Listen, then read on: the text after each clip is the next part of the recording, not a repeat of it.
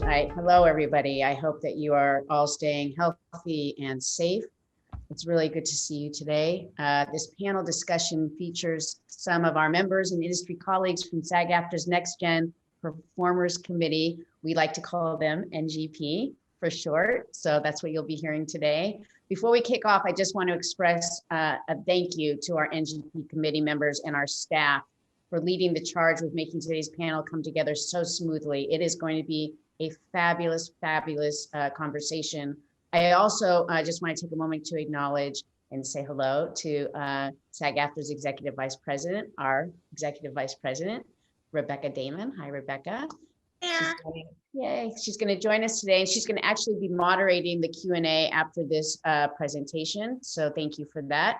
The NGP committee has been working nationally to develop, serve, and connect the emerging generation of SAG-AFTRA membership, keeping us relevant for young performers. Very, very important. They're coming up in the who are coming up in the industry, and they're doing that through education opportunities, social events, social media, the community outreach. NGP creates an educated, engaged, and energized young adult membership, reinforcing the benefits of SAG-AFTRA early in our members' professional lives. And we're very grateful for that. For those of you who are not familiar with the NGP Café, it started actually off as a casual local event in New York, right at the top of the year, where NextGen performers gathered over coffee to learn about content creation. They wanted to ask questions, to share details of their own experiences.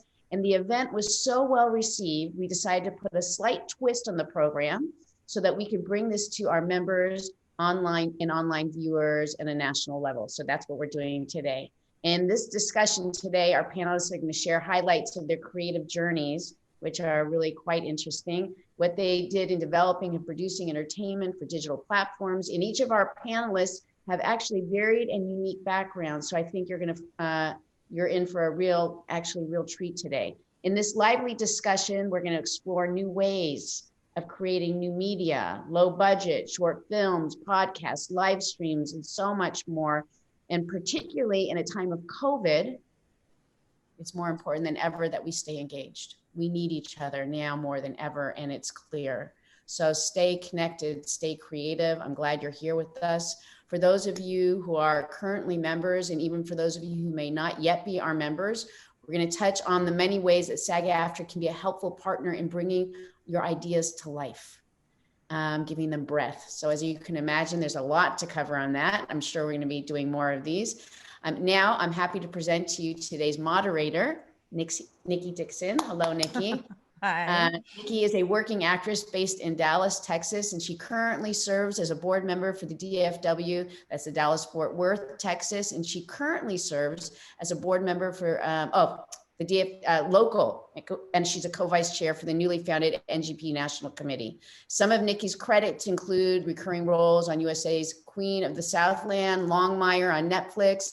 She's also been seen in Claws, Interrogation, and The Night Shift.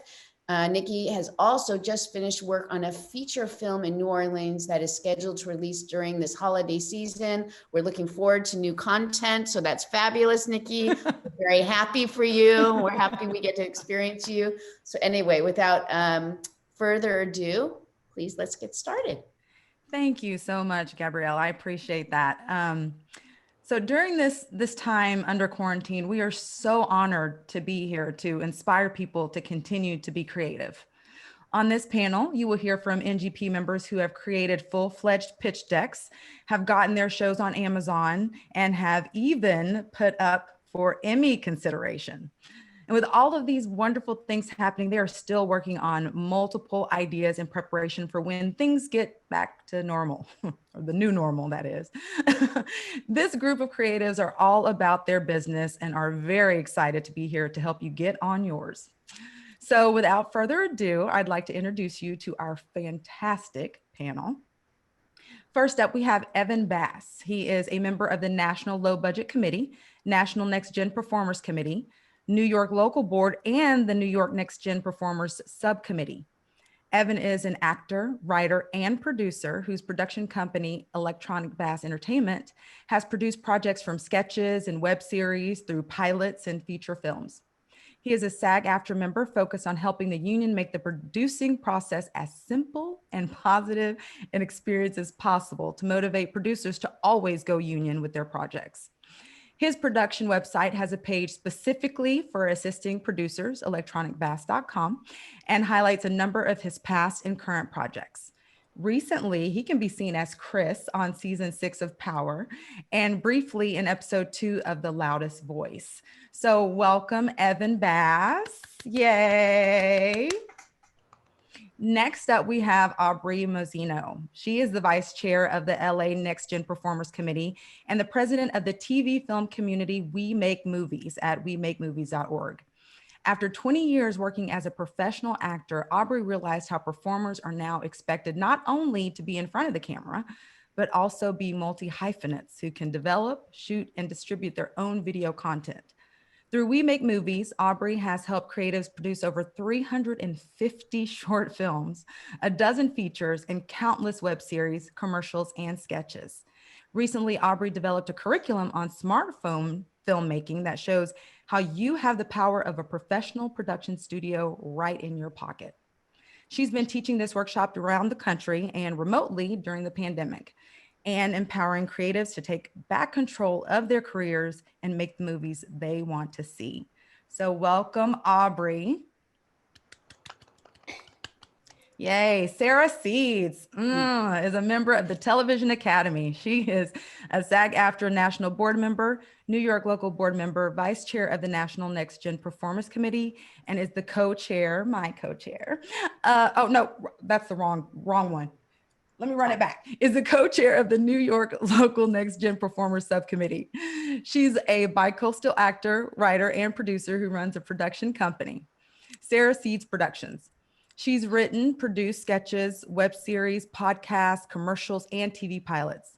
She's pitched with major networks and has had projects in numerous festivals and recently got distribution for one of her series projects. You can catch her daily co-hosting the gaming channel, Quit Playing, and regularly co-hosting the podcast Full of Women. Sarah will be acting in the feature film All Mobbed Up this fall in a principal role. Welcome, Sarah. Thank you. And last, but certainly not least, Doryan Robinson. He is a member of the New York Local NGP Subcommittee, as well as a convention delegate. His crafts in the performing arts field include acting, singing, photography, and jewelry making. He runs a gaming channel, Quit Playing, with Sarah Seeds. Welcome, Doryan. All right, so what a fabulous group we have here. So let's get rolling with this conversation. All right, so you all seem to have like this full spectrum going when it comes to creating your own work. So tell us about your specialties in terms of content creation. Sarah, why don't you just start us off? Sure. First off, again, I'm so honored to be here. This is a wonderful, wonderful chance for us to connect with all of our other members, our pre-members, and talk about how this is the time you can still create your own content and how powerful that can be. And it's really enabled me to have a wonderful time, especially with my partner in crime here. I guess my specialties, I have a lot of experience in content creation in web series, television, podcasting. I have a podcast called Podcast Full of Women, and Quit Playing Gaming, which I do with this boo-boo right here, live streaming that as well. I'm most familiar though, personally with the new media contract, which I'm sure Jessica can get into separately to me. She's the expert, which I've used numerous times. And that's kind of what enabled me to get my series, Writing the D with Dr. Seeds. It's a comedy, it's not salacious, on Amazon Prime recently. So yeah, it's been incredible. And so I kind of run the gamut, just like in my own life. I do so many different things, all kind of spread out in different ways. But that's kind of my whole spiel. And I'm sure Doryan can elaborate on our gaming channel. Yeah, so Quit Playing is another specialty of ours. We live stream to people all around the world. I also do photography on top of that. And I also, surprisingly, a new medium is memes. Mm-hmm. So specializing in, putting out memes as content for people to enjoy and watch. Also writing for future projects that I would like to turn into shows as well. But going back to Quit Playing, it's been one of our big specialties together that we learned during these crazy times in COVID. Yeah, Yeah. to connect with others live has been Yes. incredible. It's been wonderful to connect with members as well as non-members and create content on a regular basis. It's been awesome. And it's Yeah. kept us sane in COVID. Exactly. Somewhat. Exactly. Right. Evan, how about you?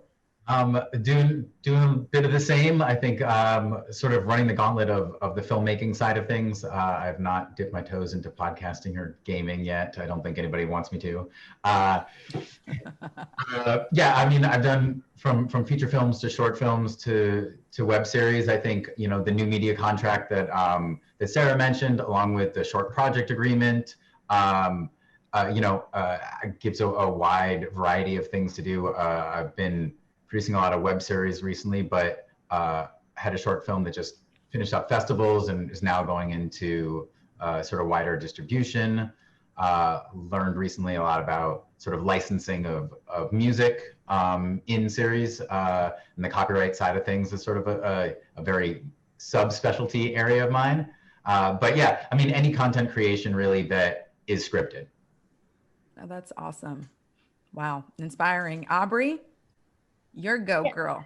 All right. So absolutely. I think all of the low budget contracts I've definitely produced or assisted someone on producing, I think almost all of them at this point. So they're fantastic and they're so easy to use. But as Nikki mentioned during my bio, I've sort of started to specialize in creating content with your smartphone and teaching anywhere from elementary school kids to senior citizens how they can create professional quality content using literally the camera they have in their pocket.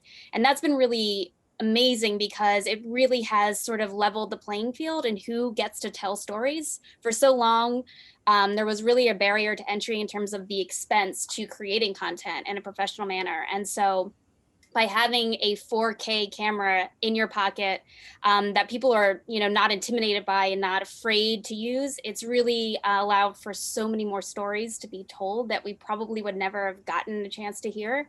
And so that's been really cool and really fun to sort of go around and show people how powerful that camera really is and how, you know, with just a few pieces of ancillary gear, external microphones, maybe some lenses, you can absolutely make a feature film, web series, short film, and get it distributed.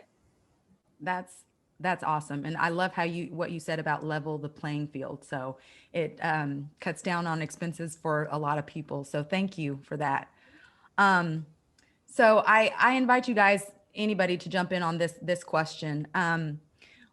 What was the moment when you said, I've got to tell these stories myself? Like, what made you choose the vehicle that you did and why? Anybody, you know, Sarah? I'm being like official with my like blazer and serving the children. With me, it was out of frustration. It was out of a need to feel like I'm not getting the auditions for the characters that I really like. I was getting a lot of like girl next door stuff or things that felt a little bit two dimensional. And also I'm a weirdo who's silly and strange. And I didn't see my humor on the screen. And I didn't see a lot of my friends on the screen. And it was just kind of out of this need of like, instead of me complaining about it and getting into my head and being frustrated, why not channel that frustration and make something with it? And writing The Diva Dr. Seeds to me has been the most successful form of that, where I wanted to talk about mental health. I wanted to talk about the subway system because it's cuckoo cray and I miss it, even though I know it's dirty, but it's COVID and I miss her. And I just was talking about how, as a female, sometimes the roles seem to be not written for me and not by someone like me. And so to me, it was just this need to create. And it's the same thing with the podcast and it's the same thing with the gaming channel. I wanted to reach different audiences with these things that I love, which is interviewing women with my other partner in crime, Lindsay Elizabeth Hand, who owns Edge in Motion Productions, and also to be my other partner in crime, because what we do is we play video games and talk. Why not put that out there? Yeah. So it was really just kind of out of frustration and feeling like there's some red tape. But, you know, I think Aubrey said it great earlier. We're at this weird precipice where we can create our own work and it can go a very far distance and reach way more people than they used to be able to. And why not take that power in your hands instead of feeling powerless? So, yeah, to me, that was just a need to express myself. And it actually stemmed from creative frustration. Aubrey, Yeah, I'll sort of echo some of the things that Sarah was mentioning. For me, comedy was the thing that I really feel the most passionate about, and I never would get cast in it. I would get cast as everything very serious, very dramatic, and the comedy opportunities were just not coming my way. And so I decided that I was going to do something about that. And so I created a half-hour comedy pilot. I was like, what's my dream job? I'm going to do my dream. And so I was like, you know what?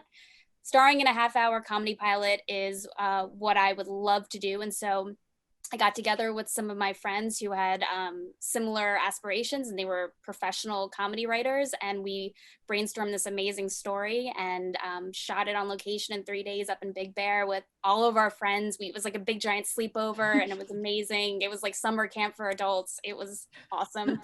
But it was really awesome to also see a project, through from start to finish. And I think so many times as actors, especially when we're starting out, we're auditioning for, one-liners, co-stars, and we're getting to have just be like a little piece of the pie, right? We're just sort of in there briefly, and then we kind of, step away and let the series regulars take over. So it was really great for someone who, like me, has really only had sort of co-star opportunities to be able to see the character arc and have a whole experience and have that not only for my reel, but just be able to have that experience as a performer. So it really checked so many boxes for me. Yeah. Awesome. Evan. Yep.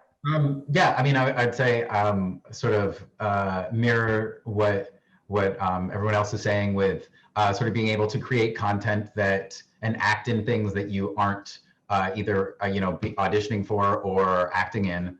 I originally got into it. Used to do a lot of improv, and so you in improv practices, you're creating all of these scenes, and it's like, oh man, it's great, it's over, but these are like great ideas for sketches.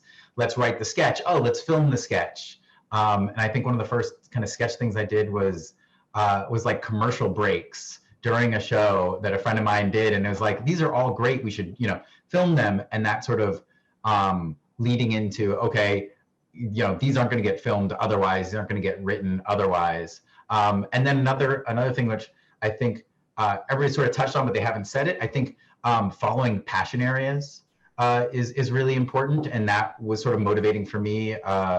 The short film that I'm finishing or working on at the distribution side, it focuses on dementia and caregiving, which is an area that I feel passionate about. And it's sort of like, okay, well, things aren't being created for the voice that I want to say now. And even though, as actors, we sort of say other people's words, but we also have a creative urge, especially during the pandemic, where there's less, opportunity. Things are changing, and hopefully for the better as we sort of take care of ourselves and we have, good protocols on set. But being able to take that voice and something that I'm passionate about, and then make something that hopefully will make a difference. Wonderful. Doryan. Yep. Yeah, so I have a pre-COVID answer and a post-COVID answer. Okay. Pre-COVID, I'm definitely mirroring Aubrey and Sarah when it comes to that frustration. I know, for example, a personal sense in me, I felt a lack of knowledge in certain areas, and I was like, oh, I don't know this, and I don't know this, and then I had an aha moment where I'm like, I can work with that. I can create something where I can do these things that I don't know, and there'll be other people who resonate with that. And they can see, oh, hey, I look at this video, this person's doing the same thing, and I could be able to learn from them as well. Post-COVID was that lack of work. And we're all scrambling, like, what are we gonna do? What's gonna be happening? For example, Sarah and I, we had our gaming channel happening prior, but we weren't live streaming. We would record episodes and we would put those out, and we decided, why don't we just try going live? Why don't we try doing this live streaming thing? We have the time. Exactly. And it changed everything. It changed the way I've learned new programs. I learned how to use Adobe Premiere through that, and I learned how to use different softwares. So just pre-COVID frustration, post-COVID connecting and need of work. That was really a good lead in to my next question, which was, what has content creation done for you in terms of your career? And so, like, Doryan, what you're saying there is that, it kind of made you learn new things and just kind of you know, jump in. Is there anything else that the content creation has done for you in terms of your career? I'll start with you since you kind of led off on that last one. It really spread our range of people that we reach. Like we were live streaming last week, and all of a sudden we had 5 people from Malaysia tuning in and checking us out, saying, "Hey, we love you guys. Can we follow you? Where can we find more of your information?" And we realized, oh, this is a great way to just spread your content and reach other people. Yeah. It was actually really, not to jump off, but No, it's fine. been honestly been like therapeutic, because we'll get on, we stream 2 hours a day. And we couldn't do that before because we were booked. But now, COVID, how you doing, girl? So we were like, how can we connect with others, stay positive, but also be real and talk about how we're feeling today, talk about what we're working on, speak of our triumphs. What's been really incredible about Quit Playing Gaming is that it's on Facebook, everyone. Check it out. They support us the most. So that's where we've been. It's been incredible because during COVID, and this is just talking about career, how my career has changed. My career has dramatically shifted. I can't explain to you. It was about 2016, late 2016, 2017, when we raised $27,000 for my project, Writing the D with Dr. Seeds. I didn't know it was gonna go off like that. I didn't know I'd have a lot of press about it. I didn't know I'd have this wonderful support group and outreach about it. And then making that project together. Doryan's in the pilot as well. I cast my friends that are amazing, so I do that. We had such a beautiful time. We built a train set using recycled materials, and it looks incredible. We had flat screens in the windows with going all different directions of the train. It's like a Blue's Clues meets messed up stuff. So like It's Always Sunny meets Blue's Clues kind of vibe. I know that sounds insane, but that's what it is. Lots of pop culture references, video game references. And by making that pilot, it not only gave me such a sense of a tribe. My partner in crime, my other one, Lindsay Elizabeth Hand, produced that with me. Just to have like a crew of like 90 people and hiring 40 of our members as actors. I got to hire them. I got to use the contract. I got to start my company. I got to pay them with checks that had like, my brand on them, and I got to pay them as actors and hire a stunt person. It just was incredible. And to live on this weird warped train set for like 5 days. So that's changed my life immensely. But what really did it was the post-production half of it. Once it was created and made, that was my first experience pitching to huge networks. We got representation for the pilot as a literary agency picked us up. And we were able to meet with NBC, ABC, vice president of comedy at Warner Brothers. And I learned how to not only pitch in a room, because now I've done it, I'd say like 35, 40 times since then. And that really set me off. It was more around 2017, 2018, I started to really get into it. And I learned how to make pitch decks professionally. So now that's what I do as well on the side. I know how to make pitch decks, and I make my own as well. And it's such a beautiful feeling to create a world from the ground up using visuals and pitch decks. So it's changed my life in that way as well. Now I can go into a room with 4 ideas. I'm developing 4 different shows right now during COVID, just because why not have stuff ready? So when you come back, they're like, what have you been up to? You're like, well, I have a horror, a comedy, a drama, tea. And then you're ready to go. And I'm benefiting our members because that's who I'll be casting in these things. And then the final thing that changed my life was getting a distribution. It got, Writing the D with Dr. Seeds is now on Amazon Prime. It happened way in the most lockdown time of COVID, April, where we were just sitting in New York being like, we're not walking outside at all. And we turned on Amazon, and I had gotten the word that they were going to put it on Amazon, but they kept pushing it back. And I was like, it's not going to happen. And then there it was during COVID, like a beacon of light for me, kept us going. And then that resulted in an Emmy consideration for my acting work in it, which again, if I hadn't made it, I wouldn't have gotten that. And then I wouldn't have gotten into the Television Academy as a result of that. So it's completely changed my life. It's completely and utterly changed my life. So I can only say to anyone listening right now, if you have an idea, it's unique to you, make it. Doesn't matter if someone else is making something similar. It doesn't matter at all, because guess what? They're not you. So as long as you're the one making it, you've already done most of the work.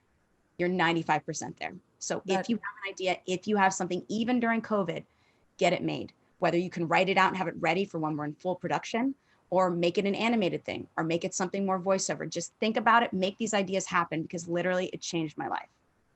That is so inspiring. Thank you for sharing that, Sarah. Evan or Aubrey, either of you? Yeah, I'll jump in. I think I always think back to the day when soap operas were around in New York, and you always were told as like a beginning actor of like, okay, you want to get on set, do background, so you understand like the multi-camera setup, and then that helps you for casting. And I sort of see that as a parallel to content creation. That sort of what Sarah was saying with the post-production and sort of seeing all sides of it. Once you start to understand the full picture, and I know as actors we sort of understand the full picture, but when you have to like be the producer from pre-production to production to post-production, you get the like intense, more than you want experience. And for me, that gave me a sort of an insight into, okay, when they're asking me to do this on set, this is what they really want. And when they're saying this, okay, this is why, okay, this is how they set up that last shot. So now I understand this is how they're probably going to try and edit.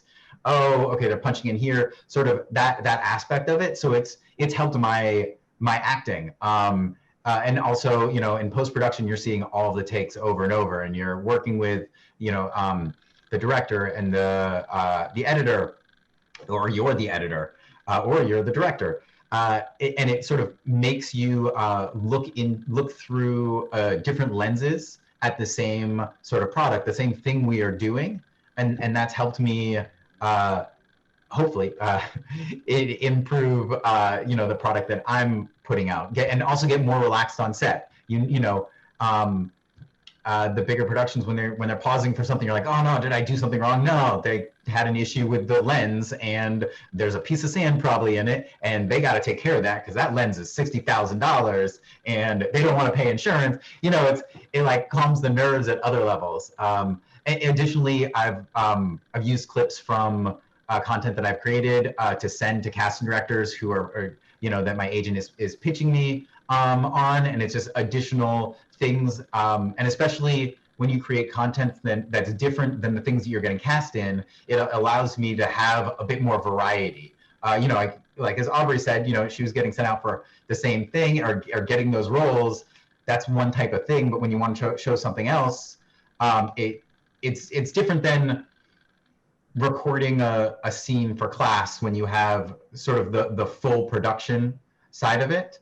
And on top of that, I think it's helped me, I guess, network with other actors, and you know, the NGP generation, which is really just anybody who wants to do it. It doesn't matter what age you are. You know, it's just really, it's a mentality of being the multi-hyphenate, that connecting with other members and performers that are doing that. Everybody's doing it, and everybody's creating things, and therefore it helps expand the network of like, oh, I'll recommend you for this. And oh, you know, remember back in the day, I got a web series because an actor friend of mine who I had worked with was like, oh, Evan would be great for this. You should bring him in.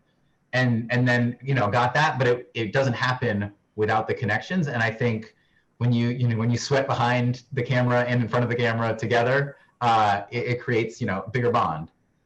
Absolutely. Aubrey, how has it changed in terms of your career? Well, the first thing that I can say that's pretty tangible is it really made me a pro at self-taping. And right now, obviously, that's a very key skill. And so when that transition sort of happened during COVID, I already had all of my gear, I had my setup, I knew exactly how to light things properly, how to make sure I was in focus, all that stuff. And even, you know, if I needed to do some post-production on the clips, it made that process really easy. Secondly, sort of touching on what Evan said about the clip sending to casting directors, absolutely, I was able to shoot scenes for my reel, and my reel went from a pretty, I would say, stingy, brief, you know, one sentence from all these different projects to I was able to really show some really meaty clips that look like they were from all these really beautiful projects, but really they were just scenes that I had shot. You know, I'd just done, you know, certain segments from different characters that I wanted to play. And then thirdly, and this one is sort of the weird, this is how life sort of goes, neat little things that happen. The reason why I'm teaching all of these workshops on smartphone filmmaking is because a large smartphone company sort of saw some of the content that I was making with my community, my filmmaking community, and reached out and was like, we need people to teach other people on how to shoot this stuff.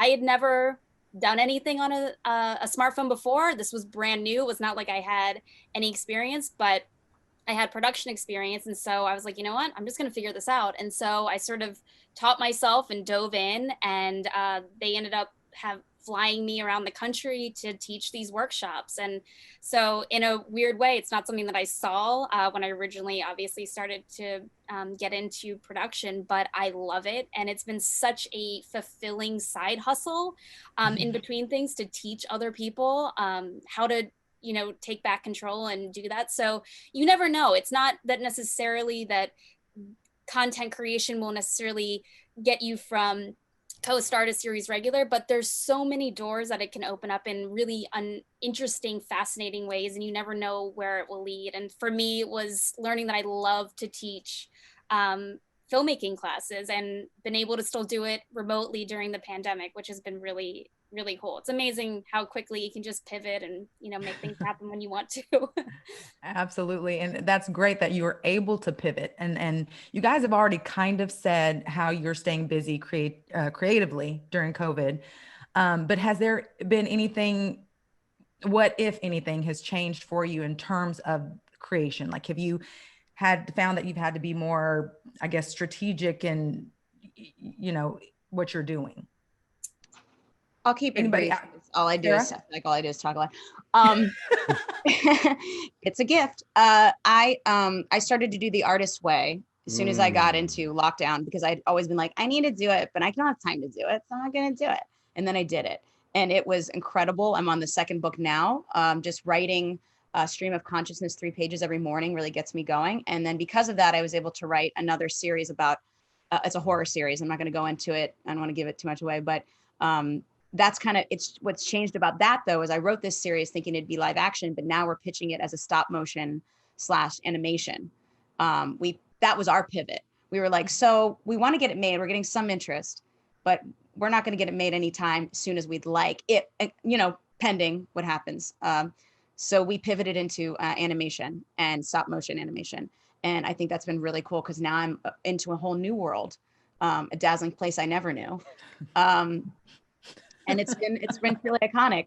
And also just mental health checks, you know, working with my partner in crime here, doing gaming has really been wonderful for our mental health. And Yes. I think that's really what's changed it, is like, we're just using our space more now than we ever have. These small New York apartments, every corner's used, not that it already wasn't, but now it's really used creatively.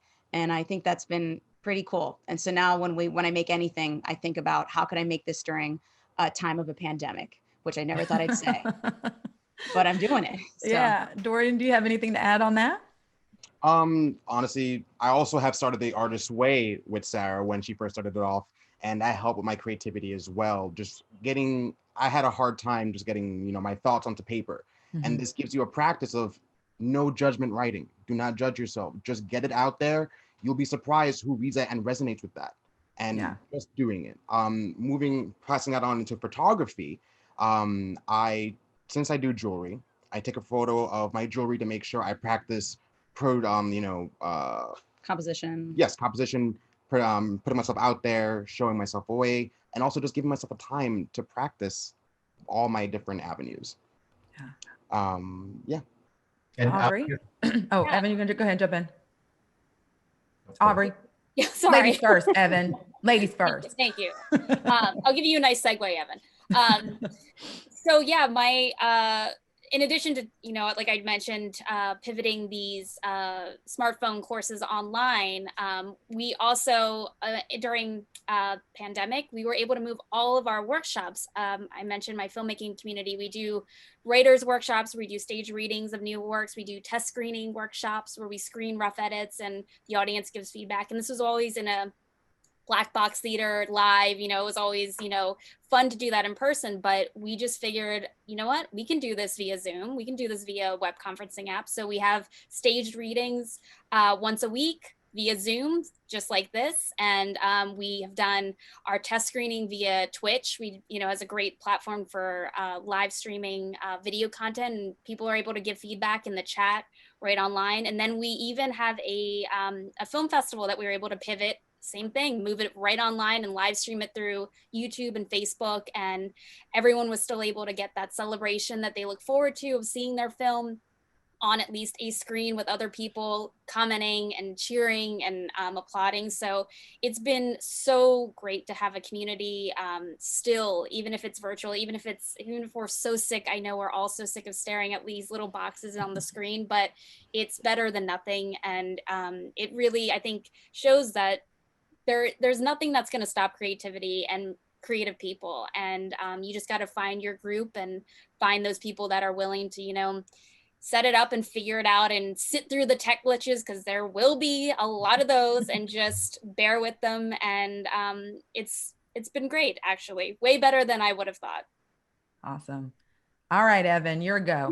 I think one of the things that that sort of what everyone's been saying resonated a lot with me was, you know, like, we're creative individuals. We like to create. Oftentimes in front of the camera, and when I don't have the opportunity to do that, it sort of messes with me. And so, especially during the pandemic, writing my own content and sort of the things that I had sort of treatments on in the back of my head, or were slowly working on, I was like, you know what, this is the time to sort of plant the seed, get it ready, so that it can be, you know, filmed once we can film again properly. You know, I guess I didn't mention with the career side of things with my short film, it did well enough that I was able to do speaking engagements related to it, and that sort of shut down with the pandemic.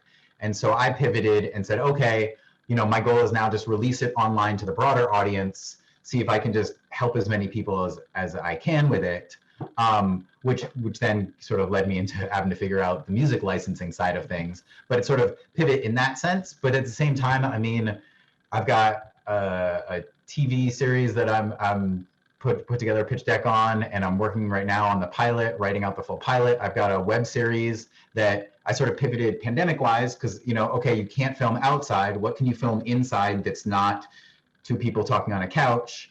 So I've got this like comedic cooking web series that's just, you know, self-filmed in a way that I allowed me to have the creativity that I, you know, needed in my life during the pandemic, but sort of shifting it right now, and then intertwining it with the acting side of things. And then, yeah, also have a feature script that I just had a Zoom reading of a couple weekends ago with amazing SAG-AFTRA actors, performers, and sort of developing that and saying, okay, you know, how can I make this the best that I can, right? I mean, it's there's no downtimes, there's just time in which you focus on something different. And this is the time to, you know, work on that craft. Nikki, I know I've seen you posting videos of sort of like audition challenges and things like that. And I mean, that it's the time to work on things. And if it's not just characters, I mean, I don't know if it was during the pandemic, it might've been, I just was like, I'm gonna choose random like animal pictures that I find online, and I'm gonna post them on Instagram, but I'm gonna like make a character voice and be the character. And I'm gonna work on just like, you know, expanding my characters, because like, why not? And kind of as Doryan was saying, like, don't judge yourself. I mean, we're actors. If you judge yourself, you're gonna hold back and you're not gonna do that thing. If you have that idea and you're like, it's no good. How do you know it's no good? Just do it, write it down, create it. Because the act of judging yourself is gonna hold you back. I mean, it does the same thing for acting, right? I mean, you know, if you have the director tell you to hold that back or change something, but like the more you allow yourself that freedom, and you can sort of gain that from writing, from trying to create content. And sometimes if you're not a great writer, you can work on it, you can learn, or you can do a semi-scripted thing, right? The League was semi-scripted. They just had an outline of the episode, an outline of the scene, and then they improvised in the moment. You don't have to be a particular thing to have an idea and figure out a way to bring that to fruition. That's perfect, perfectly said. And with that, because you guys are such great content creators, I want to bring in our resident contract specialist, Jessica, to ask her, are there any supports provided by SAG-AFTRA to members that want to create their own content? What can we do to make projects that are under a SAG-AFTRA contract? Can you help us out there? Of course, and thank you so much for letting me join you guys today. One of the great things of all of the various types of content that you've heard these panelists talk about, from podcasts to web series to features and everything in between, SAG-AFTRA has a contract that works for that. So there's a SAG-AFTRA contract that will allow you as the content creator to include professional performers, maybe even some of the ones seen here in your content. And you yourself, if you're a member, obviously enable you to work in your own project as well. And those contracts, they really range, and they're designed to account for the needs of the type of project. So, of course, a podcast has very different concerns for, not only financials, but also work time and things like that as compared to, a feature film. The contracts are really designed to match with the type of project that you're making. We look at things like budget, where it's going, where it's filming, when making the assessment of which contract may apply. But it's a wide range. And I know, probably the others on here can speak to the experience from the content creator side, but I can tell you that I think that there's a lot of fear out there that it's too difficult or it's too hard, but I want to assure you it's not too hard. And the process to become a signatory production for a $500 web series in your living room is very different than the process for a $50 million feature. So don't come into it with the expectation that you need to be a major motion picture studio in order to use a SAG-AFTRA contract. That's just not true. There is a contract that is designed to work with what you are doing and allow you to use professional performers. And I think that what you're doing right now is really the best thing. Seek out information sessions like this. There's a lot that are put on through the union.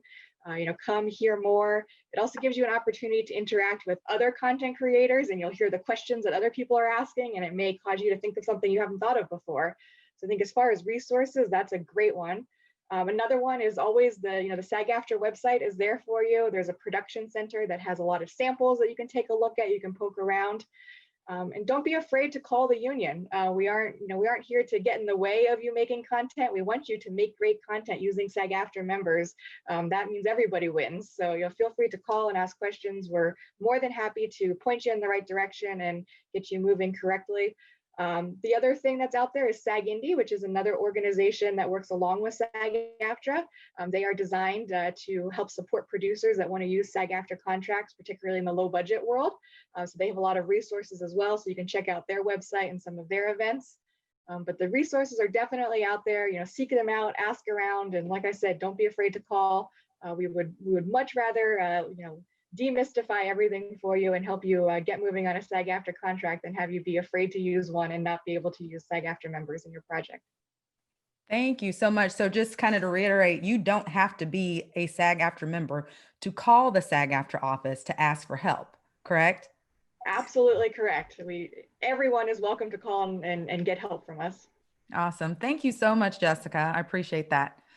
Aubrey, I'm going to come to you for a question. We're going to start you off with this question. How important is it for collaboration, and how is it possible during this time? Collaboration is essential. Filmmaking by nature is a collaborative medium. If you think about how many people it takes, I've worked with a skeleton crew before, so I know it can also be reduced down, but ultimately it's more fun when you're getting to bring in your favorite writers and your favorite cinematographer who has a great eye, and someone who has a really smart look for art direction. And it's so cool to pull together on one final project and see that screened and watch it together and know that everyone was using their talents and their craft to put it all together for one project. However, obviously it's tough during this time, and sometimes budgetary restrictions means you really have to reduce down. So for me, I needed a community. When I moved from New York to LA a few years ago, that was the first thing I sought out. I knew I was a social creature by nature, and so I needed to find other people that I could rely on and lean on and swap resources with. And so for me, that was number one. And once I found that, that's when the content creation came really easily and really naturally, because I was able to not have to feel like I was going to do it all on my own. So I would encourage everyone to find your tribe, find your group, whoever it is. There's so many different communities out there. NGP is a great one. Use this resource. Definitely make sure you're subscribed to all of the NGP social media channels so you know what's coming up, what kind of events are happening. But there's a lot of communities out there, and a lot of them are still doing virtual events like this right now. So there's no reason to feel isolated. I know this business can be really, really lonely at times. And so finding people, like-minded people who are passionate about the same things, did wonders for my mental health and my creative health. So encourage you all to do the same. Thank you. Evan, do you have anything? Yeah. I think, when they say, and I, as actors, performers, when they say it takes a village to create, a film project, how much that is true. The editor adds something, director adds something, the art, director adds something, the DP adds, something with their eye and the way they're doing it. That nobody is on their own island. That you need these other people to make it better. And I think there's two sides to that. There's the sides when you're on set, or pre-production or post-production, the people that you get to work with.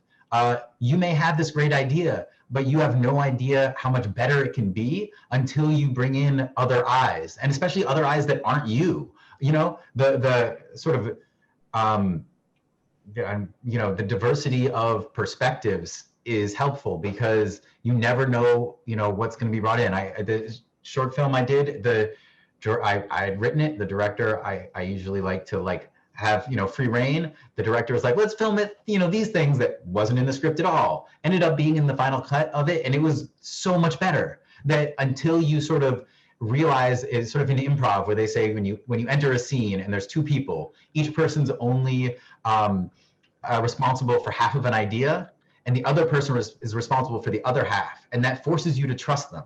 It forces you to say, we can do this together, and without either of us, we can't make this thing. And I think that's what filmmaking is. And then at another level, I'm a big fan of sort of accountability groups. I just pandemic-wise started a virtual writers group. And one of the key things I always recommend with that is it's positive feedback. It's, noting the things that can be improved, but not criticizing it, because that's how a lot of accountability groups kind of collapse, when people are like, oh, my view is right and yours is wrong. There's no wrong view. There's different perspectives, and writers group are great support. We meet every Tuesday, and people present something, and then people sort of give feedback on it. It's been a great opportunity to involve other members when this person wants a reading. And it makes it a lot easier when you're like, oh, I know tons of great actors. Let me bring it in. And these writers who only are on the writer side get to see their scripts come to life. It also then creates a nice networking where they're like, oh, well, when I produce this down the line or get this done, maybe I can bring in these people. So not only is it great as a support for yourself to say, okay, I can do this. When you're down, you have those other people in an accountability group kind of pushing you forward. I mean, it's the same thing with acting. Sometimes you can do accountability groups for performers, where it's like, okay, we're going to all do audition and self-tape and send it to each other this week. And it's like the pressure of somebody else knowing you said you were going to do it gets you to do the thing you really want to do. So I think both, kind of collaborating in the sense of supporting each other, and in a sense, when you're writing in a writer's group, the feedback you get is a collaboration. Oh, that's a great idea. I didn't think about that. Now you can use that, right? Creating that sort of support structure is great. And I think that's sort of what filmmaking is, at least to me. Awesome. Thank you. Sarah and Doryan, do you have I'll keep it quick. Okay. I'll keep it quick. So they all said the things. And also collaboration is key. Collaboration is everything. Everything I've ever made that has been so important and impactful to my life and career and everything has always been a collaboration. I always have a co-host, whether it's my gaming, whether it's my podcast, whether I have my partner in crime, Lindsay, for things I produce, as well as a wonderful executive producer, David Russo, who's on all my projects. Everything is a collaboration. This is a collaboration. We're collaborating right now. The audience is collaborating with us. The audience is part of the collaboration. You're thinking of them as well. What do they think of my piece? I'm still going to make it, but I would love to hear and see what they feel as a result of it. So I think collaboration is literally the key. It's how you create a diverse talent pool. It's how you create a diverse thought process. It's how your ideas come out of your head and become more tangible and understandable and more universal. And I think it's just absolutely key to find your tribe, and you can do it in all the ways they just discussed. And I think it's so possible now, especially during this time on social media. So yeah. Thank you so much. Doryan's like, nope, everybody said those are all everything. great. Those They all said great. all the things. There's importance Beep, beep, for bop, bop. collaboration. Yeah, all that Awesome. stuff, all that stuff.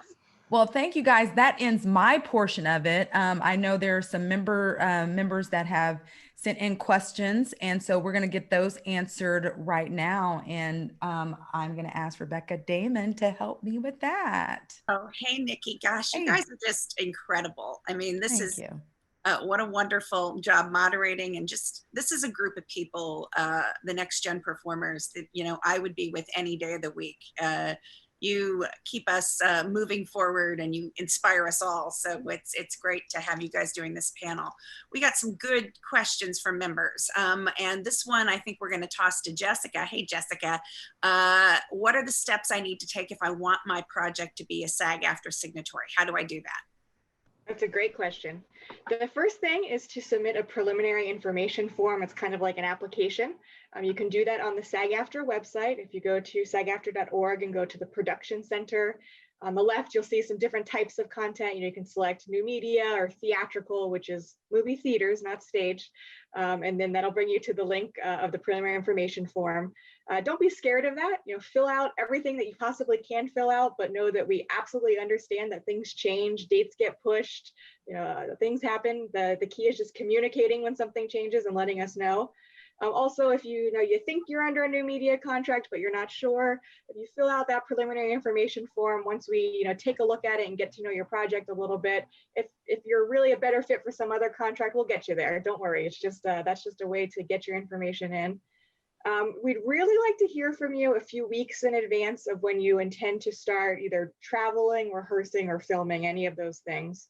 We say 2 to 3 weeks. With the world being in a little bit of chaos right now, if you can give more time than that, 4 or 5 weeks, we would certainly appreciate it.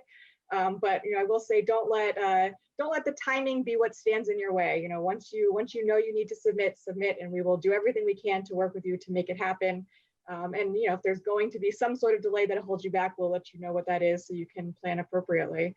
Once you submit that form, we process it and we assign 2 what are called business reps to you. So your project will have both a signatory business rep and a contracts business rep. Those are staff of SAG-AFTRA. The signatory rep will help you through the process. So they'll guide you through what paperwork you need to sign in order to have the project be signatory and be allowed to use SAG-AFTRA members. And then your contracts rep is available for any questions you have about how the contract works. So if you need to know whether you can defer payment under your contract, or how overtime works, or something about testing, when you have to do COVID testing, that sort of thing. Your contracts rep is there to help you with that. So you have 2 designated people assigned to your project to help you through the process, and are there to answer questions and make it as not scary as possible. There you go. This is another one for you, Jessica. They're going to put you to work here. That's all right. This person is a first-time content creator, and they're considering writing and directing their own project. So, which so many members are doing, content creation. That's why this is so exciting to have this panel today. They're hearing that SAG-AFTRA agreements, that there are some that would allow them to defer payment, and they want to know exactly, first off, is it true? And what does that exactly mean in terms of their obligations? Of course. Yeah, so there are a variety of contracts.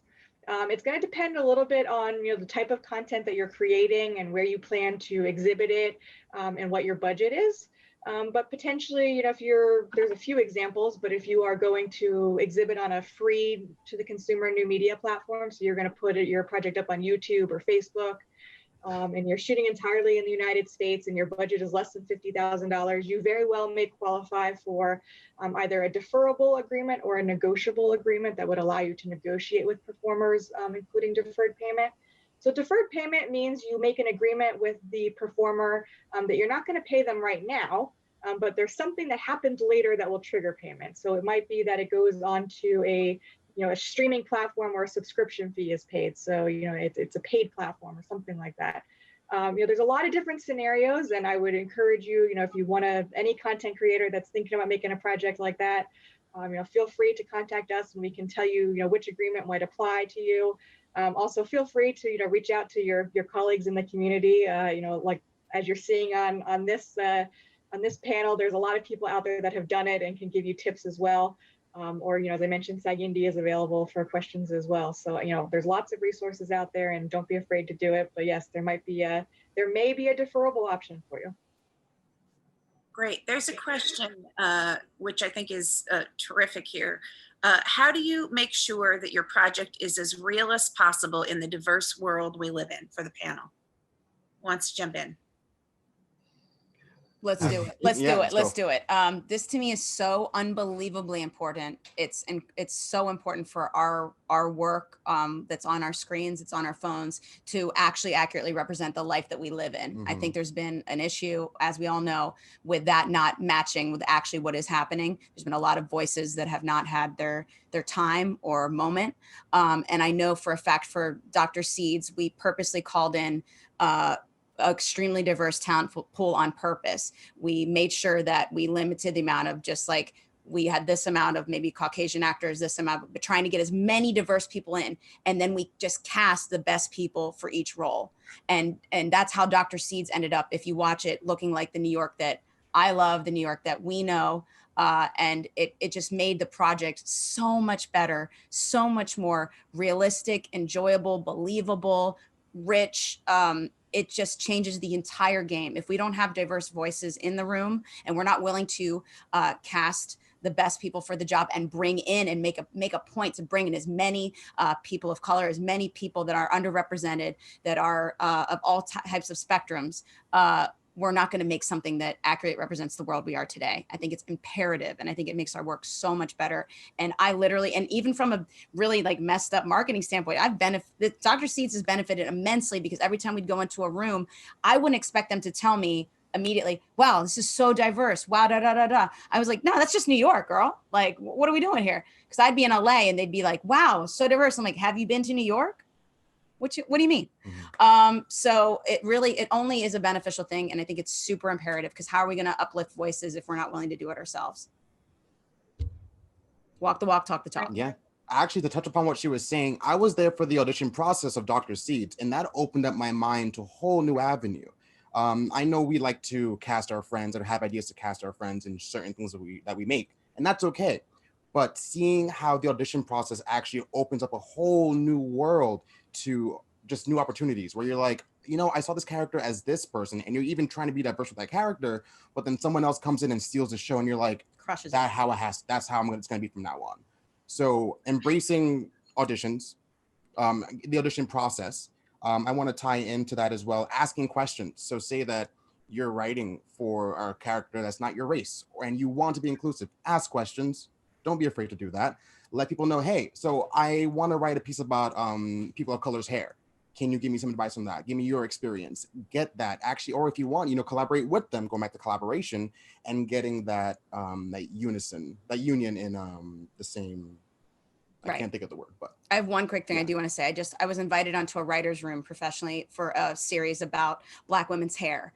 And I'm the only white person in the room, as it should be. But they had a white female character who's a prominent character in the show. And they actually took the time to say, why don't we have a white woman in the room? Because we're writing this character, and I don't know if we're going to make her as more multidimensional or multifaceted as we want. And they took the time to get me in the room, which to me was an honor and a privilege. And I find it amazing. And I've learned so much being in that writer's room. And I just wrote my first episode for the show, and I'm just so excited to be in that room. So it's called Working Out the Kinks. It's a fabulous show. And I just want to say, on the flip side, to be in the room where I feel just humbled and honored to be in the room. I've learned so much. So I can only imagine how that's going to benefit everyone across the board. So I thank them for that as well. And sort of, yeah, sort of say, just piggybacking on what Doryan and Sarah said, I think, you know, sometimes as a writer, you worry, okay, like how can I represent somebody who is not me, right? But there are writers who are female and write male characters, and male who write female characters. They, you know, all you have to do is collaborate with other people, right? Oh, I did, you know, this is what I think. Let me put it out there. Let me get feedback. Let me listen to what other people are saying, and then adjust it, right? I mean, you know, we've started to see this with the casting directing world, and hopefully it'll progress further. But it's like, you know, okay, so it's a big, strong character. Okay, it doesn't have to have any particular race. It doesn't have to, you know, what if that character is female? Like there's such a broad you know, spectrum of diversity that exists in the world. And, you know, because of the history of our industry, it has leaned, you know, certain ways, but we have that ability to change that conversation, right? I mean, I had a film, and we chose the best people for the positions in the crew. And then looking back, it was an almost entirely female crew. And the only reason our DP was not female, well, we had a great DP. So that was great. But also the female DP we had got booked on another project and couldn't do it. But it wasn't, you know, it wasn't that we were specifically looking for diversity, but we weren't saying, okay, I want somebody like me. Why do that? Why limit yourself? Why hold back the amazing creations that can be created by not bringing, you know, many things in the room? And as Doryan said, with casting, maybe you have this idea of what a character should be. That doesn't mean that's the best character for the piece. And if you won't know until you see things, right? And we see that in film all the time, where you're like, oh, they weren't going to cast, like, this is a weird casting, but it works so much better than the leaked thing of who they were trying to get, who said no. Yeah, I would just echo listening. Like I said, we have Writers' workshops for this exact purpose.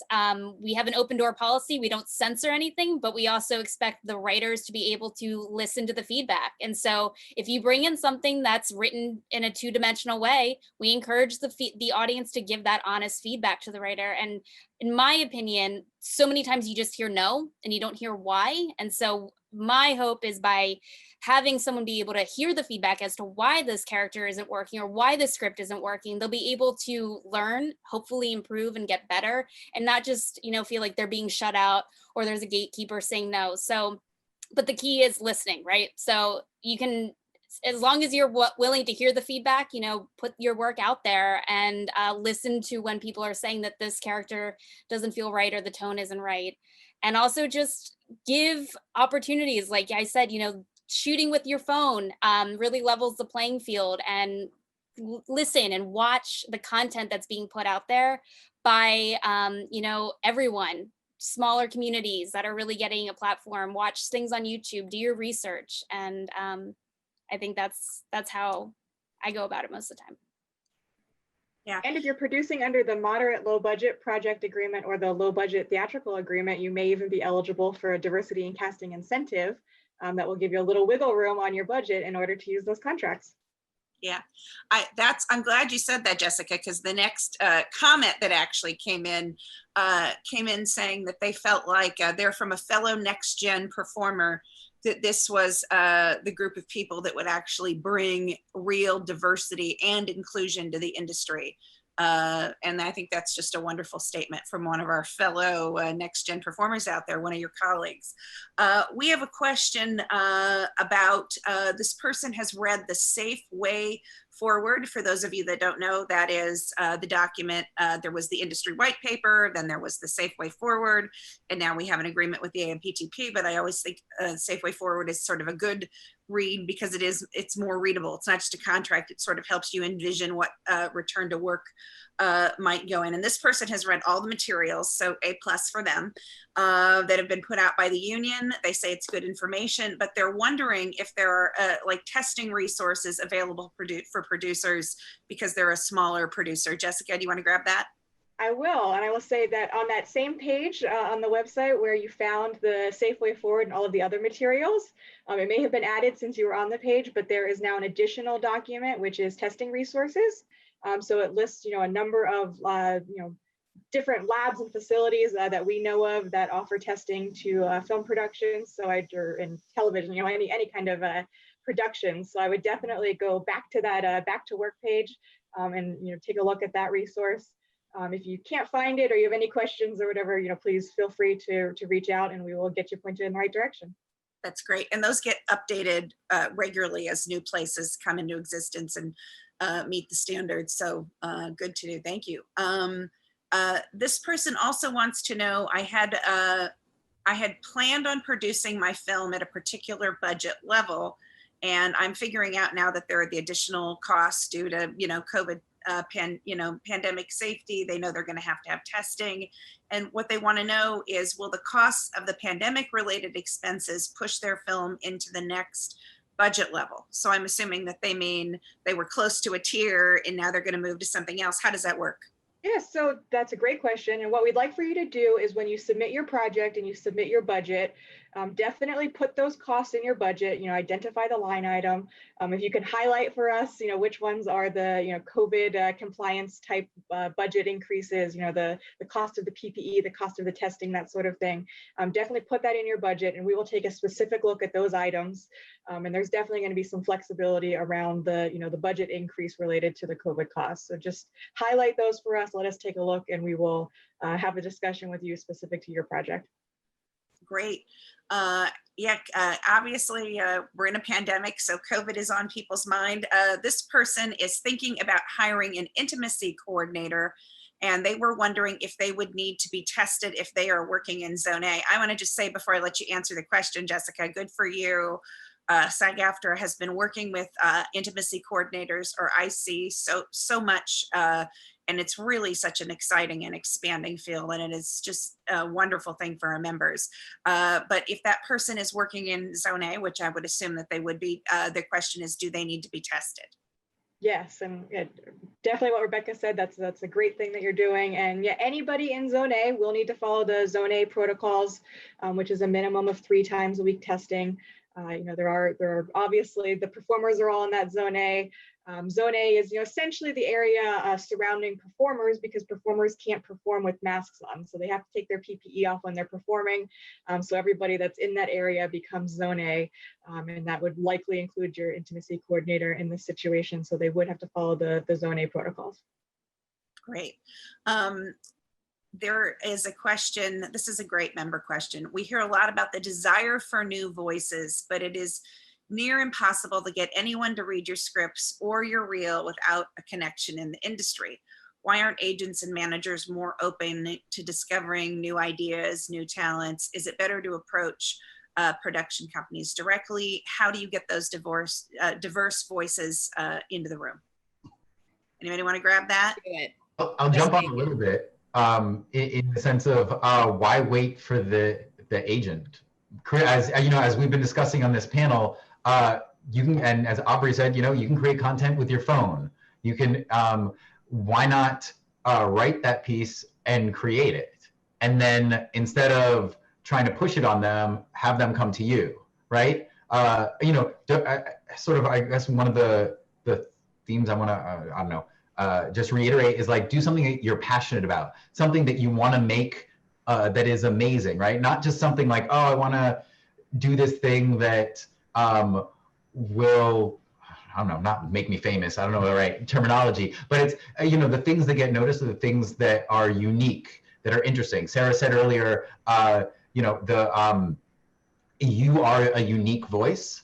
So use your content to create that unique voice, and then that highlights you, right? One of the big things of the multi-hyphenate is be proactive, right? Don't sit and wait. You already started with writing that project, so take it to the next level. And maybe the thing that you film isn't the final thing. Maybe it's sort of like a spec trailer of it, or it's initial filming of it, but you then start creating. Yeah, I just do it. I know we're not sponsored by Nike, but like, just do it, Because honestly, that's the truth. It's just in athletes as it is in actors and performers and creators. Just do it. Don't ask for permission. The permission you need is yours. Look in the mirror. You cool? Cool. We're cool. I'm making it. Because honestly, when I walked in the room with Dr. Seeds, it was done. It was already edited. It was a half-hour pilot at the time instead of a cut-up web series that Amazon eventually picked up. I walked into a literary agent's office with it already ready to go, with a pitch deck, with it already shot, with everything. I didn't wait for somebody to say, okay, well, let's try to get somebody to want this. No, I made it. And then I walked in with it, and then people wanted it.